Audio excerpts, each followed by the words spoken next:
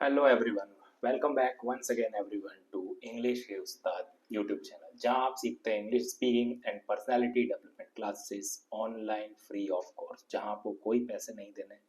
A to Z English speaking and personality development की classes यहां पर चलती हैं। Okay, so welcome back once again in this channel. यहां तक अभी तक हमने हमारे प्रेजेंट टेंस को कंप्लीट कर लिया था। Simple present tense, present continuous tense, present perfect tense और प्रेजेंट परफेक्ट कंटिन्यूअस, यानी प्रेजेंट टेंस को हम खत्म कर चुके हैं। आज हम बढ़ने वाले हैं हमारे नेक्स्ट टेंस की ओर, जो है पास्ट टेंस। ओके, तो चलिए बिना देर की हुए लेक्चर को शुरू करते हैं हमारे golden quote of the day के साथ। एक पॉजिटिव थॉट के साथ हम हमारे लेक्चर को शुरू करते हैं। वो है आपकी स्क्रीन पे, मेहनत इतनी खामोशी से करो कि सफलता शोर मचा दे। जी हाँ, मल्टीपल टाइम्स आपने ये सुना होगा कि मेहनत इतनी खामोशी से करनी चाहिए, इतनी शांति से करनी चाहिए कि सफलता शोर मचा दे। आपका रिजल्ट अपने आप सबका मुंह बंद कर देता है, ये आप भी जानते हैं। तो जब आपकी मेहनत का दौर आता है तब शांत रहकर सिर्फ मेहनत करिए, जितनी हो सके मेहनत करिए, क्योंकि टाइम से इंपॉर्टेंट कोई भी चीज नहीं है इस एज में आपकी और आज के टाइम में। तो जितना हो सके टाइम को यूटिलाइज कीजिए, अच्छे से यूटिलाइज कीजिए और खूब मेहनत कीजिए। अपने आप जब आपका रिजल्ट आएगा, आपके दोस्तों, आपके रिश्तेदार, आप सब तक आपकी बात पहुंच जाएगी कि इस बंदे में कितना दम है। जी हाँ, आपको कुछ बोलने की जरूरत नहीं पड़ेगी। तो उसी का मतलब है मेहनत खामोशी से करते रहिए, करते रहिए। जिस दिन रिजल्ट आएगा आपकी सफलता चारों ओर शोर मचा देगी। ओके, तो चलिए इसी थॉट के साथ हम बढ़ते हैं हमारे आज के नए लेक्चर के साथ। आज हमारा lecture number 13, simple past tense. जी हाँ, आज हम भूतकाल की बात करने वाले हैं, यानी पास्ट में जो भी हो चुका है हम उसकी बात करने वाले हैं। Okay, simple past tense. तो चलिए शुरू करते हैं। पास्ट टेंस को हम पास्ट इनडेफिनेट टेंस भी बुलाते हैं। जी हाँ, सामान्य भूतकाल, यानी पीछे जो भी घटनाएं हो चुकी हैं वो सब पास्ट में आती है, यानी भूतकाल में आती है। इसकी पहचान क्या है, कैसे पहचानते हैं कि कोई भी सेंटेंस पास्ट टेंस का है? तो आपको हिंदी सेंटेंसेस के लास्ट में करता था, करती थी, करते थे, गया, गई, गए, इस टाइप के आपको वर्ड्स मिलेंगे। अगर ये शब्द आपको हिंदी सेंटेंस के लास्ट में मिल रहे हैं, करता था, जाता था, गाती थी, रहता था, आया, गया, गई, गए, तो ये होते हैं भूतकाल के सारे सारे सेंटेंसेस पास्ट टेंस के। फॉर एग्जाम्पल, वह जानता था, ही न्यू। मैं यहाँ रहता था, आई लिव्ड हियर। उसने गाना गाया, ही sang a song। हमने पतंग उड़ाई, we flew a kite। अगर आप ध्यान से इन वर्ड्स को देख रहे हैं, न्यू, लिव्ड, sang, flew, ये सब है वर्ब की सेकंड फॉर्म। जी हाँ, यहाँ पे नो की जगह न्यू यूज हुआ है, वर्ब की सेकंड फॉर्म। लिव की जगह लिव्ड यूज हुआ है, वर्ब की सेकंड फॉर्म। सिंग की जगह sang यूज हुआ है, वर्ब की सेकंड फॉर्म। और फ्लाई की जगह फ्लू यूज हुआ है, वर्ब की सेकंड फॉर्म। यानी पास्ट टेंस में हम वर्ब की सेकंड फॉर्म का यूज करते हैं। ये सबसे इंपॉर्टेंट चीज है, इसको ध्यान रखा करिए। ओके, पास्ट टेंस में हम वर्ब की सेकंड फॉर्म का यूज करते हैं, आगे हम और देखेंगे। ओके, तो ये थे बेसिक सेंटेंसेस जो हमें बताते हैं पास्ट टेंस के बारे में। जानता था, रहता था, उसने गाना गाया, हमने पतंग उड़ाई। ओके, चलिए आगे बढ़ते हैं। ये रहा इसका स्ट्रक्चर। एफर्मेटिव सेंटेंस यानी सकारात्मक, positive sentences means positive sentence की जब हम बात करें तो इसकी फॉर्म क्या होती है? सबसे पहले हम सब्जेक्ट करते हैं, वर्ब की सेकंड फॉर्म मैंने जस्ट अभी आपको बताया, और ऑब्जेक्ट। अगर आपको ये स्ट्रक्चर की नॉलेज नहीं है कि सब्जेक्ट क्या होता है, वर्ब की सेकंड फॉर्म क्या होती है, ऑब्जेक्ट क्या होता है, तो आप पिछले वीडियो देख सकते हैं। पिछले वीडियो हमारे 12 लेक्चर हो चुके हैं, इनमें मैंने बीच बीच में सब कुछ बताया है। सब्जेक्ट क्या होता है, वर्ब क्या होती है, ऑब्जेक्ट क्या होता है। ओके, तो स्ट्रक्चर क्या रहेगा? सब्जेक्ट सबसे पहले लिखेंगे, देन वर्ब की सेकंड फॉर्म आएगी और बचा हुआ हिस्सा ऑब्जेक्ट कहलाता है। फॉर एग्जाम्पल, मैं स्कूल गया, आई वेंट टू स्कूल। यहाँ पे आई है आपका सब्जेक्ट, वेंट है आपकी वर्ब की सेकंड फॉर्म, और टू स्कूल बचा हुआ हिस्सा, ये बचा हुआ हिस्सा है आपका ऑब्जेक्ट।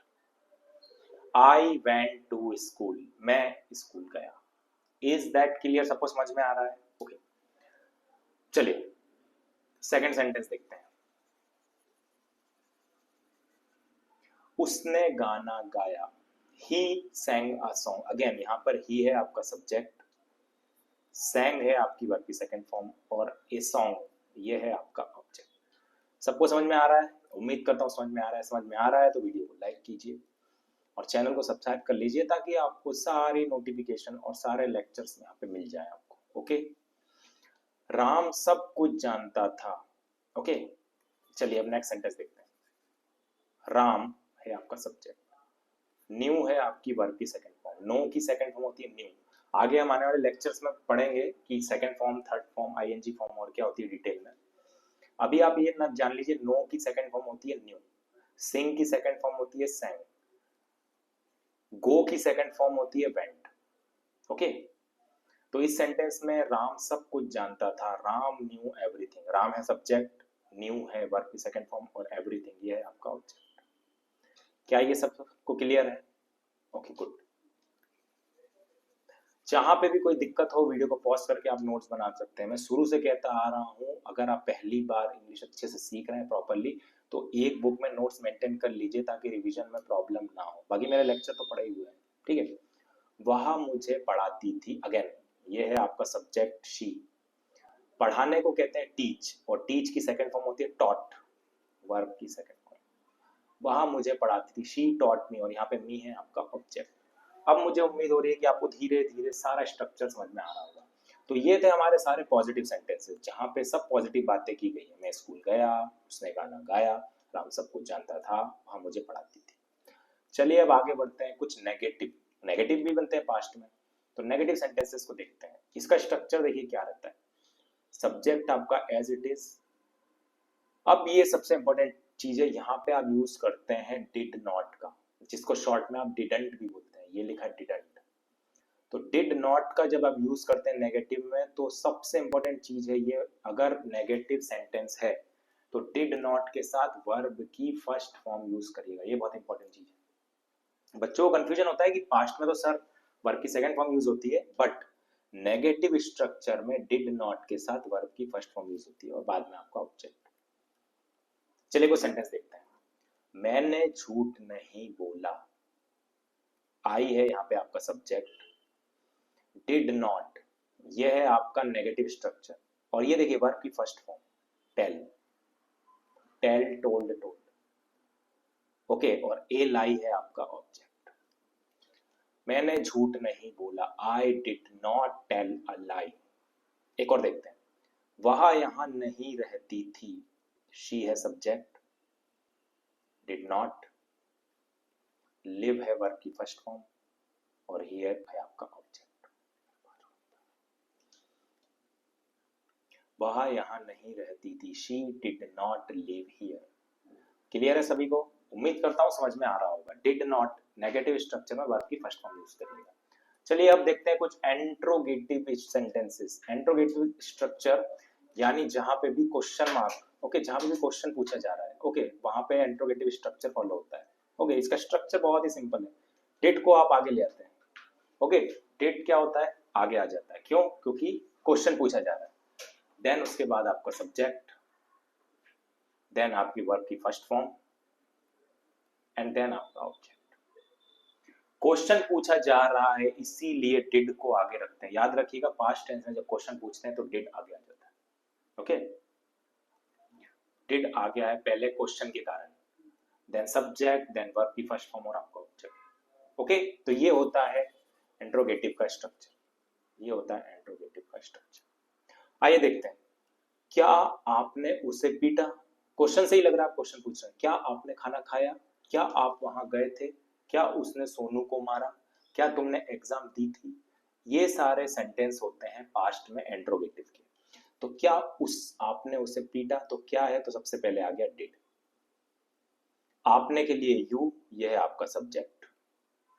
वर्ब की फर्स्ट फॉर्म होती है बीट, दैट इज वर्ब की फर्स्ट फॉर्म बीट, और हिम आ गया आपका ऑब्जेक्ट। और आखिरी में लगा दें क्वेश्चन मार्क, क्योंकि आपने क्वेश्चन पूछा है। Did you beat him?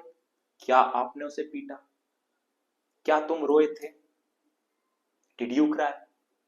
क्या वह वहां गई थी? Did she go there? तो ये सारे सेंटेंस होते हैं। छोटे छोटे सेंटेंस आप खुद बना सकते हैं। खुद आप अपनी वोकैब और इंग्लिश को मजबूत कर सकते हैं प्रैक्टिस से। चलिए एक और सेंटेंस देखते हैं। क्या वह स्कूल जाती थी? अगेन क्वेश्चन है तो डिड आगे आ गया, सब्जेक्ट है शी, गो है वर्ब की फर्स्ट फॉर्म, और टू स्कूल आ गया आपका पूरा ऑब्जेक्ट। तो ये बन गया, क्या वह स्कूल जाती थी, did she go to school. Okay, बहुत सिंपल स्ट्रक्चर है, बहुत सिंपल सेंटेंसेस है। नेगेटिव है तो डिड नॉट के साथ वर्ब की फर्स्ट फॉर्म लगा दीजिए। क्वेश्चन इंट्रोगेटिव है, क्वेश्चन पूछा जाए तो डिड को आगे लगा दीजिए और बीच में वर्ब की फर्स्ट फॉर्म हो जाएगी। डेली जब आप प्रैक्टिस करेंगे और क्वेश्चन की खुद बनाते जाएंगे तो धीरे धीरे आपकी प्रैक्टिस होती जाएगी, और बाद में मैं खुद ड्रिलिंग प्रैक्टिस के लिए कुछ क्वेश्चन दूंगा आपको। हमने पॉजिटिव सेंटेंस देखे, हमने नेगेटिव सेंटेंस देखे, हमने एंट्रोगेटिव देखे, और अब हम कह रहे हैं एंट्रोनेगेटिव। एंट्रोनेगेटिव मतलब जहां पे नेगेटिव स्ट्रक्चर, नेगेटिव बात भी हो रही है और क्वेश्चन भी पूछा जा रहा है, इसको कहते हैं नकारात्मक, साथ ही साथ प्रश्नवाचक वाक्य। ओके, इसका स्ट्रक्चर देखिए क्या रहता है। क्वेश्चन है तो डिड पहले आ जाएगा, ओके, और नेगेटिव स्ट्रक्चर है तो बीच में नॉट भी आएगा। अगर आपको बीच में नॉट नहीं लगाना है तो आप स्टार्टिंग में ही डिडंट लगा सकते हैं। इसका स्ट्रक्चर देखिए, दो स्ट्रक्चर फॉलो हो सकते हैं। अगर डिडंट नहीं लिखना है तो आप लिखेंगे did plus subject plus not plus verb की फर्स्ट फॉर्म प्लस ऑब्जेक्ट। अगर स्टार्टिंग में डिडंट आपको नहीं समझ में आ रहा है तो आप ये स्ट्रक्चर फॉलो कर लीजिए, did plus subject plus not plus verb की first form plus object, that's it. चलिए कुछ एग्जांपल देखते हैं, चीजें बहुत क्लियर हो जाएंगी। क्या आपने मुझे नहीं बुलाया, डिड यू नॉट कॉल मी, और क्वेश्चन मार्क।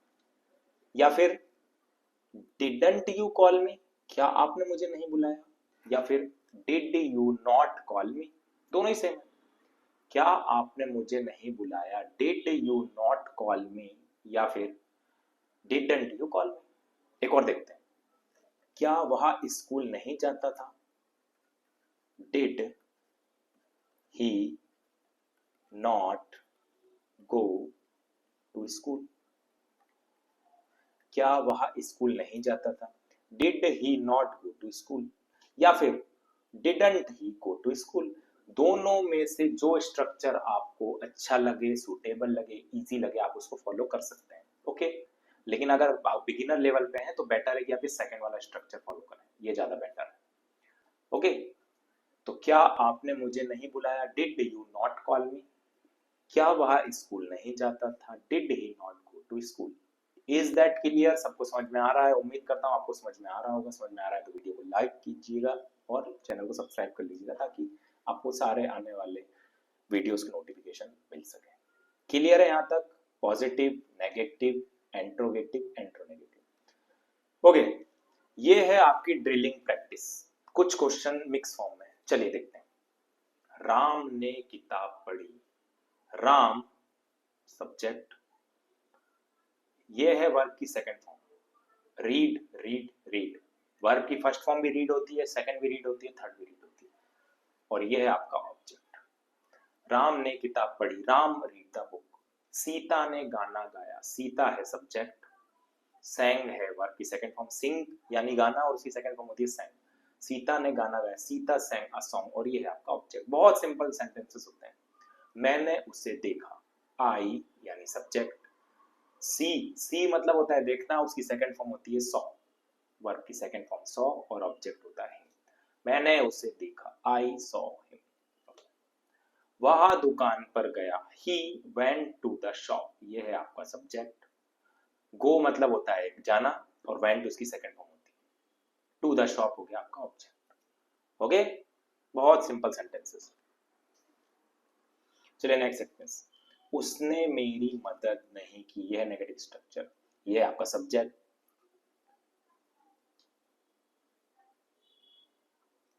ही, ये है आपका सब्जेक्ट। डिड नॉट आ गया, नेगेटिव स्ट्रक्चर को बता रहा है आपका।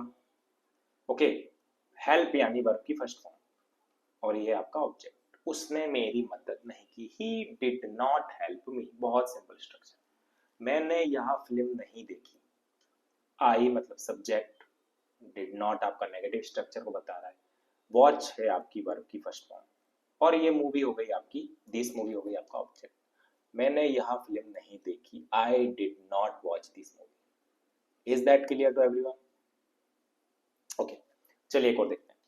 तुमने अपना काम पूरा नहीं किया, सब्जेक्ट है यू, डिड नॉट आपका नेगेटिव स्ट्रक्चर, कंप्लीट है आपकी वर्क की फर्स्ट फॉर्म, और योर वर्क है आपका ऑब्जेक्ट। तुमने अपना काम पूरा नहीं किया, you did not complete your work, that's it, easy as you like. तुमने अपना काम पूरा नहीं किया, you didn't complete your work. Okay, उन्होंने पार्टी में नहीं आए, उन्होंने पार्टी में नहीं, अच्छा ओके सेंटेंस गलत है, डिड नॉट मतलब पार्टी, वो पार्टी में नहीं आए। ओके ओके, इसको करेक्ट कर लीजिए, कोई दिक्कत नहीं। वो पार्टी में नहीं आए, इसको ऐसा बना लीजिए, वो पार्टी में नहीं आए। They did not come to the party, दे हो गया आपका सब्जेक्ट, डिड नॉट हो गया आपका नेगेटिव स्ट्रक्चर, कम हो गया वर्ब की first form, to the party हो गया आपका ऑब्जेक्ट। वो पार्टी में नहीं आए, they didn't come to the party. Okay, they did not come to the party. Clear है? चलिए अब कुछ प्रैक्टिस कर लेते हैं इंट्रोगेटिव स्ट्रक्चर की। क्या तुमने उसका नाम सुना? डिड, यू आपका सब्जेक्ट हो गया, हियर वर्ब की फर्स्ट फॉर्म हो गई, और हिज नेम हो गया ऑब्जेक्ट। क्या तुमने उसका नाम सुना? Did you here his name? Okay. क्या उसने तुम्हें पैसे दिए? डिड, ये आपका सब्जेक्ट हो गया, ये वर्ब की फर्स्ट फॉर्म हो गई, और ये आपका ऑब्जेक्ट। क्या उसने तुम्हें पैसे दिए? Did he give you money? Did he give you money? क्या राधा ने खाना बनाया? Did Radha cook the food? क्या राधा ने खाना बनाया? Did Radha cook the food? बहुत सिंपल स्ट्रक्चर। क्या वे मूवी देखने गए? डिड, दे हो गया आपका सब्जेक्ट, डिड दे गो हो गई वर्ब की फर्स्ट फॉर्म। क्या वे मूवी देखने गए? Did they go to watch the movie, ये हो गया आपका पूरा ऑब्जेक्ट। बचा हुआ हिस्सा कहलाता है object. Did they go to watch the movie, क्या वे मूवी देखने गए? क्लियर? चलिए अब कुछ एंट्रोनेगेटिव देख लेते हैं। एंट्रोनेगेटिव यानी जहां पे नेगेटिव स्ट्रक्चर भी फॉलो हो रहा है और क्वेश्चन भी पूछा जा रहा है। क्या तुमने मुझे फोन नहीं किया? Okay, did you not call me? क्या तुमने मुझे फोन नहीं किया? Did you not call me? क्या उसने अपना होमवर्क नहीं किया?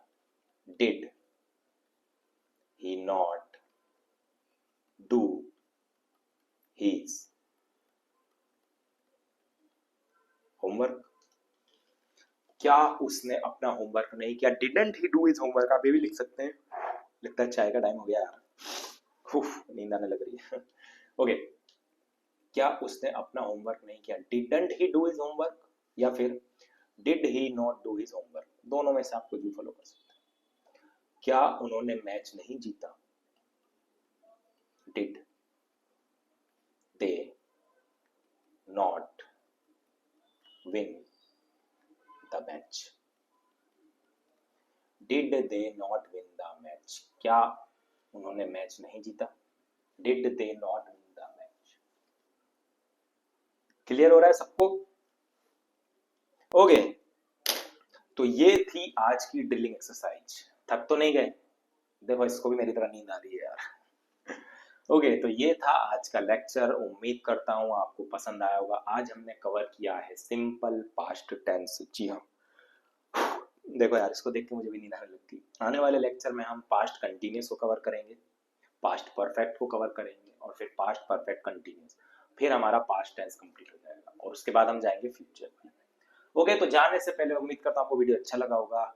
अगर वीडियो अच्छा लग रहा है तो वीडियो को लाइक कीजिए और चैनल को सब्सक्राइब करिए, ताकि आप हमारी फैमिली के साथ जुड़ जाएं और आपको सारे वीडियो के नोटिफिकेशन मिल जाए।